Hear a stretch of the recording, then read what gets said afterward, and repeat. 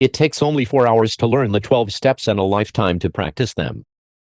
Through our own experience of working with others, many hopeless, suffering addicts lack the necessary power and time to keep coming back to meetings and somehow get sober or clean.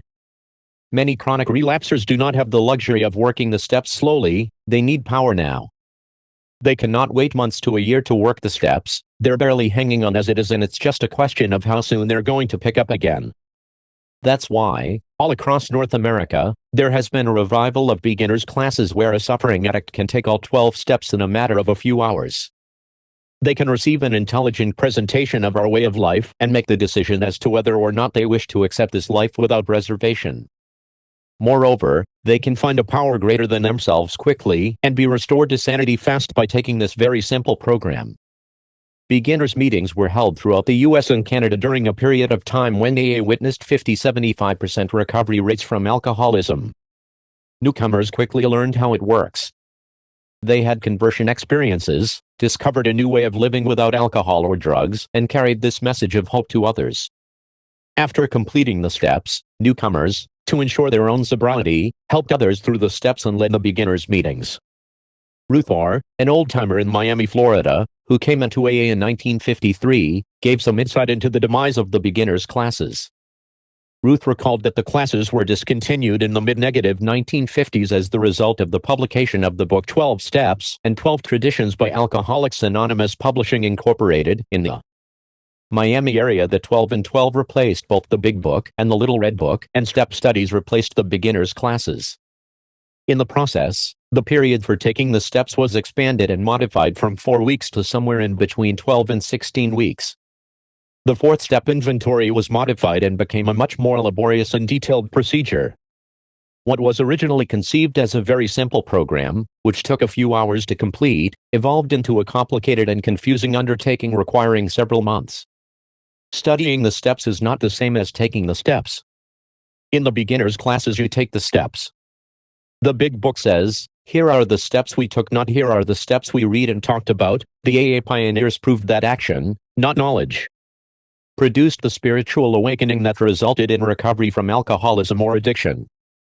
In the September 1945 issue of the Grapevine, the Genesee Group in Rochester, New York explained their format for taking newcomers through the steps. The title of the article was "Rochester Prepares Novices for Group Participation." This is how they perceived the recovery process to operate most efficiently. It has been our observation that bringing men into the group indiscriminately and without adequate preliminary training and information can be a source of considerable grief and a cause of great harm to the general morale of the group itself. We feel that unless a man, after a course of instruction and an intelligent presentation of the case for the AA life, has accepted it without any reservation, he should not be included in group membership. When the sponsors feel that a novice has a fair working knowledge of AA's objectives and sufficient grasp of its fundamentals, then he is brought to his first group meeting. To show other addicts precisely how we have recovered is the main purpose of the beginners meeting.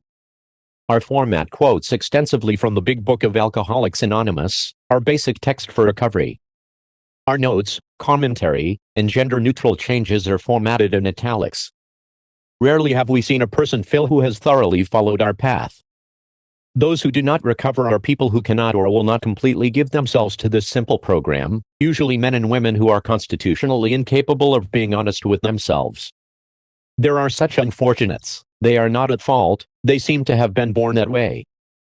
They are naturally incapable of grasping and developing a manner of living which demands rigorous honesty. Their chances are less than average. Of alcoholics who came to AA and really tried, 50% got sober at once and remained that way. 25% sobered up after some relapses, and among the remainder, those who stayed on with AA showed improvement. Other thousands came to a few AA meetings and at first decided they didn't want the program. But great numbers of these, about 2 out of 3, began to return as time passed. Our primary purpose is to work the steps and teach others how to teach others how to work the steps. We connect suffering addicts to recovered addicts who guide newcomers through a personalized. Our primary purpose is to work the steps and teach others how to work the steps. We connect suffering addicts to recovered addicts who guide newcomers through a personalized one-on-one study of the original, undiluted 12-step program described in the Big Book of Alcoholics Anonymous. We substitute terms and phrases related to alcoholism to include any obsessive, compulsive patterns such as drinking alcohol, using drugs, gambling, sex, self-harm or injury, food, anorexia, bulimia, sugar, smoking, codependency, etc. Anyone can certainly increase this list and all are welcome.